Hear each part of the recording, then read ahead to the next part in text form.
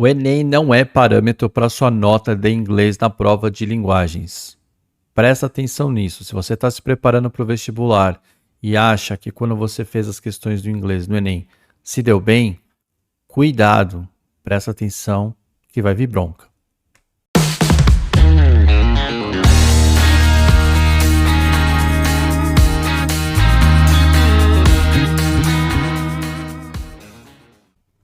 Estou gravando esse vídeo no começo do ano de 2024, porém se você vai prestar vestibular nesse ano de 2024, eu espero que você tenha vindo até aqui, tenha cruzado com esse vídeo para entender o recado muito importante que eu tenho para te dar.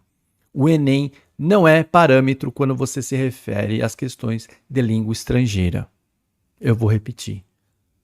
O Enem não é parâmetro em questão de língua estrangeira. O que eu quero dizer com isso? Qual que é o meu recado? E qual que é o meu alerta? O que eu venho gritar para vocês aqui? Quem está se preparando para o vestibular não presta atenção no inglês. Negligencia as questões de inglês. E eu, como professor de inglês, já com alguns anos de experiência em sala de aula, digo para vocês o seguinte: é um desperdício muito grande de tempo e de energia não prestar atenção no inglês. Por quê? Porque é uma matéria que, se você se dedicar de uma maneira consistente, você consegue obter resultados vultuosos, você consegue ter uma grande evolução na sua nota se você prestar atenção, se você fizer o que tem que fazer. Se você não tem ideia de como estudar o inglês, se você não entende como isso pode acontecer, eu tenho um vídeo aqui já nesse canal, você vai procurar como aprender inglês do zero. Outro vídeo muito importante que eu recomendo para você, que está aqui, já gravei para você, como aprender a ler inglês.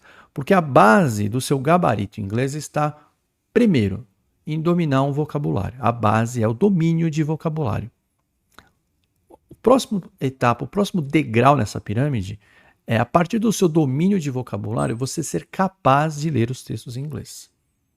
É por aí que você começa. Mas o que acontece? Qual que é o problema que eu estou vindo aqui alertar? As pessoas começam a estudar o inglês e quando fazem os simulados, as provas anteriores do Enem, costumam obter bons resultados com pequenos esforços. Parabéns, ótimo, excelente. Os primeiros passos estão sendo dados. Mas muitas pessoas param por aqui e acreditam que a boa nota no Enem significa que ela já está, de certa forma, preparada para as próximas provas que ela for fazer. E aqui no caso, para quem eu falo especificamente, são as pessoas que vão fazer 3 tipos de prova. As provas que nós chamamos de paulistas, FUVEST, Unicamp e Banca Vunesp. As pessoas que vão fazer a prova da Federal do Rio Grande do Sul, da URGS, e as pessoas que vão fazer a prova da UERJ. Essas pessoas que vão fazer essas provas, que são tanto quanto semelhantes em si no nível da exigência, precisam se preparar com um pouco mais de afinco, com um pouco mais de atenção.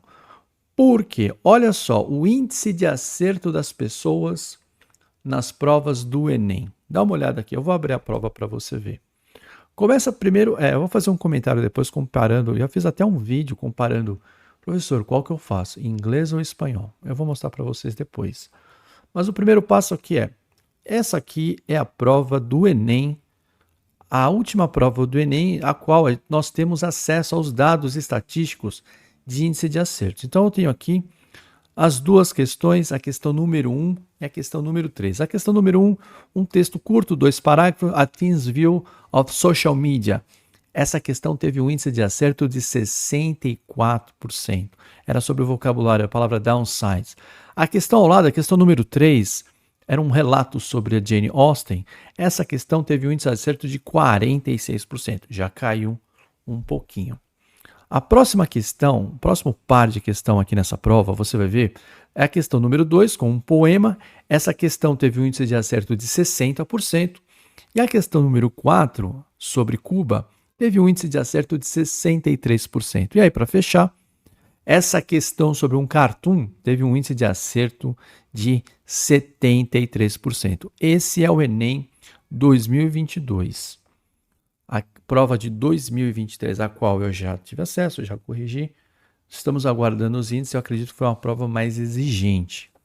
Então, o que esses números trazem? Trazem um equívoco para quem vai competir para as outras provas. Em que aspecto? Pelo índice de acerto, você percebe que quem escolheu inglês, de certa forma, tinha uma certa preparação. Só que essa preparação, independente se ela foi feita algum tipo de preparação, domínio de vocabulário e leitura de texto, a prova do Enem é um tanto quanto mais acessível quando eu falo de inglês. É isso. E aí, o estudante, o candidato, acredita, porque teve um bom desempenho aqui, isso se reflete nas outras provas. Isso não se reflete nas outras provas. Você precisa estar atento como essas outras provas funcionam. Tenho vídeos aqui no canal explicando FUVEST, Unicamp, a banca da VUNESP principalmente. E futuramente eu vou colocar um vídeo aqui sobre a UERJ e sobre a URGS, outras provas que as pessoas precisam se preparar. Então tome cuidado que o Enem não é parâmetro. Por que isso acontece? É o nível de prova, é a maneira como a prova é colocada. O nível de exigência é menor. Para algumas pessoas, até essa prova Enem é difícil. E por ser difícil, escolhem o espanhol. E o que acontece no espanhol? Nessa mesma prova, aquela prova que eu mostrei, eu acho que eu vou até repetir aqui. Escuta só. Essa primeira questão de espanhol do lado à sua direita, ela teve um índice de acerto de 22,6%. 22,6%. Até caiu a câmera aqui. A questão número 2, sobre a Havana, teve um índice de acerto de 11,4%. 11,4%. A questão número 3, sobre o caracol, ela teve um índice de acerto de 21%. E a questão sobre a maternidade em tempos de pandemia, o cartaz número 4, 9% de acerto. E essa última questão, a canção de Mercedes Sosa, Los Niños de Nuestro Olvido, essa questão sobre essa canção, Uma Manhã Sem Sol, ela teve um índice um pouquinho melhor, de 40%. O que eu estou dizendo para vocês com isso? Grande parte das pessoas morrem de medo do inglês e fogem do inglês e vão para o espanhol. A prova de espanhol é mais difícil que a prova de inglês. Um pouquinho de preparação de inglês que você tenha, um pouquinho de dedicação, de leitura de texto, você já consegue ir muito bem na prova de inglês do Enem. Só que essa dedicação, quem faz a prova do Enem normalmente escolhe o inglês porque fez alguma coisa. Quem não sabe nada vai para o espanhol e quebra a cara. Vai pior do que fosse inglês. Mas o que eu quero te chamar a atenção é que essa pequena preparação que já te ajuda no Enem, ela não é suficiente para você concorrer nas outras faculdades.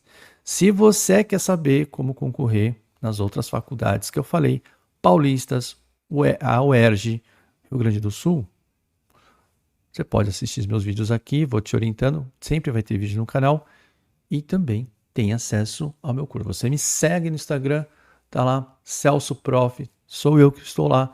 Eu tenho um curso para você gabaritar essas questões de inglês. Você não pode negligenciar se você quiser tornar o seu caminho mais fácil até a universidade. É uma matéria que se você não negligenciar, se você prestar atenção, você consegue gabaritar. O pouquinho que o pessoal presta atenção no Enem já consegue algum resultado. Não é suficiente, era para ser melhor, mas já acontece alguma coisa.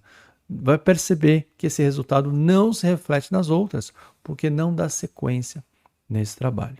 Então, toma cuidado com o que as pessoas dizem por aí, toma cuidado com os vídeos te dando toques, dicas, porque não é assim que funciona, tá certo? Muita gente aí de parabéns, muita gente aprovada, muita gente com bom resultado no Enem, mas lembre-se, no Enem você tem 5 questões de língua estrangeira para 180. Nas outras provas que eu citei, a prova de inglês corresponde a 10% da nota, tem o mesmo peso das outras matérias. Você não pode se dar o luxo de menosprezar essa matéria se você quiser ter um caminho direto até a universidade. Até a próxima. Valeu. Tchau, tchau.